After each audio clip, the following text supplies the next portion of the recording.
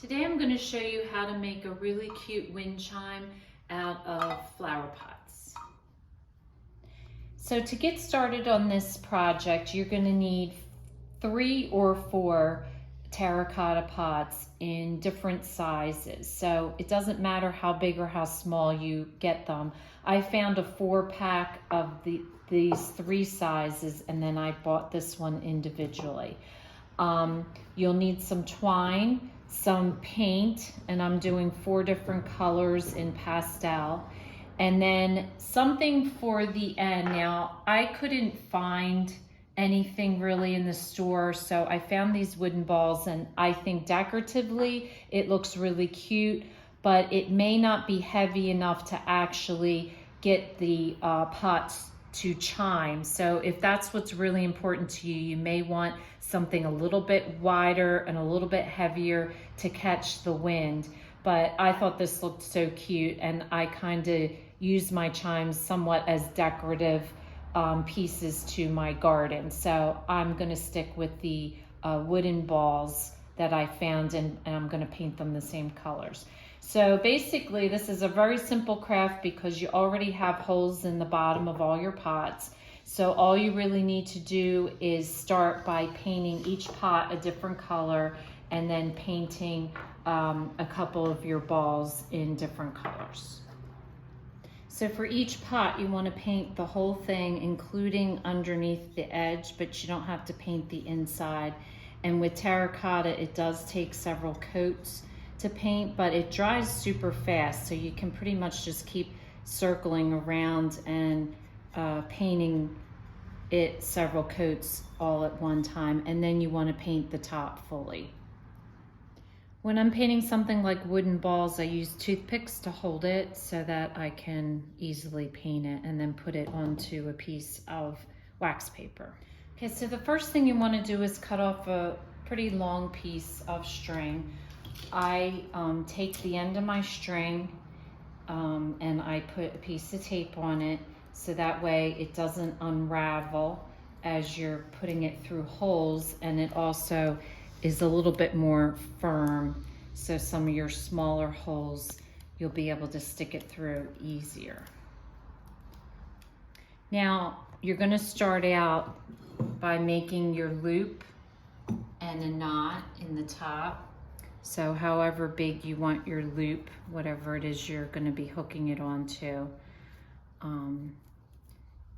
And I make several knots in it just so that it's big enough.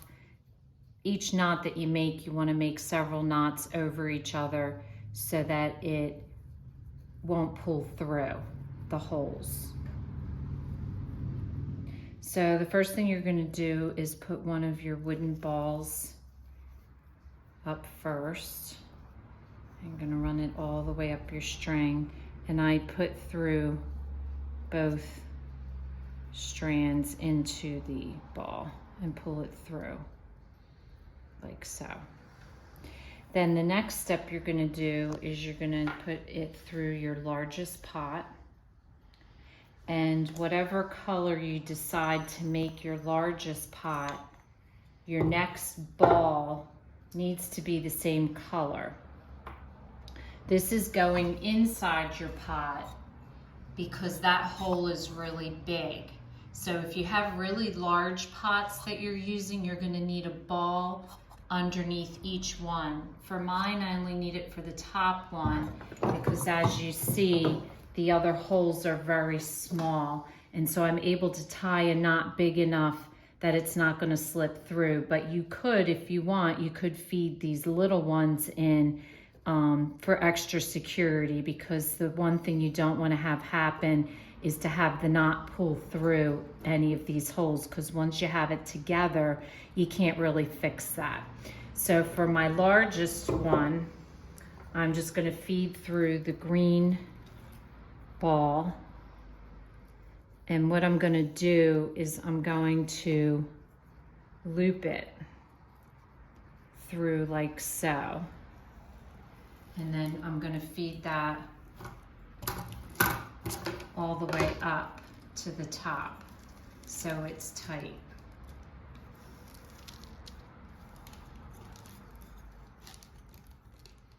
So that's what it should look like.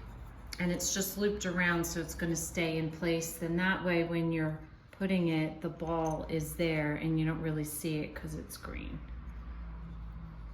So now you're gonna feed the string through your next pot. And you just wanna figure out where about you want your pot to hang.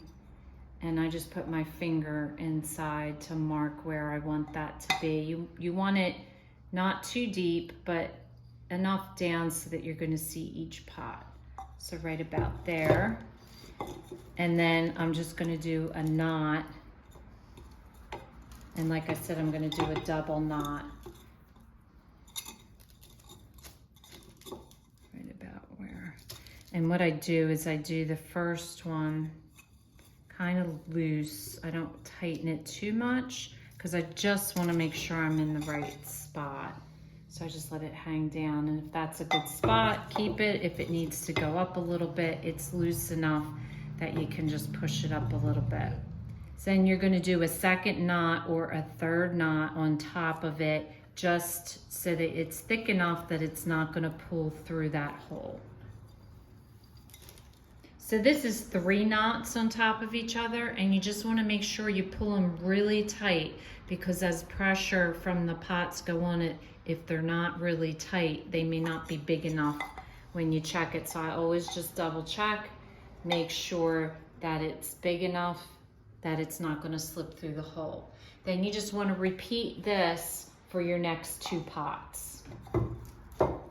So the last step is to put your whatever you choose to put at the bottom. This is to catch the wind. So like I said earlier, you may want something heavier and flatter if you really want it to chime. I just like these. I thought it was cute, and since I'm more of a decorative garden person, I'm just choosing to do this.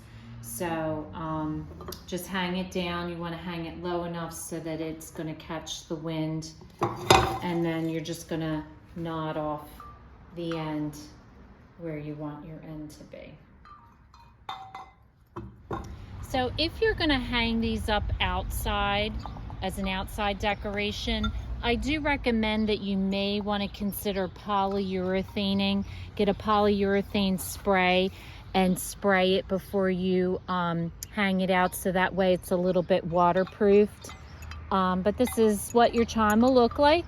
So if this is your first time watching, welcome, and please don't forget to subscribe if you want to receive future notification of posts. Hit the bell, and if you like this video, please give us a thumbs up. Thanks for watching, and we'll see you again soon.